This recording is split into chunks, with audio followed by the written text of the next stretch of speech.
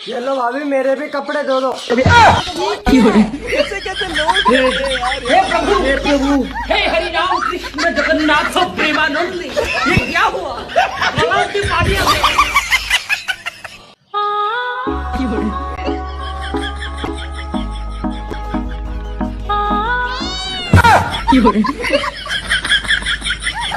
सुनो, मैं तुम्हारी बहन से 5 महीने से प्यार करता हूँ।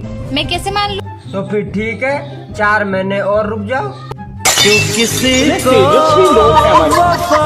कितने शानदार विचार रखते हैं। तुम मुझे पप्पी दोगी क्या? मैं तुम्हें फेयर एंड लवली खरीद के दूंगा। बाबू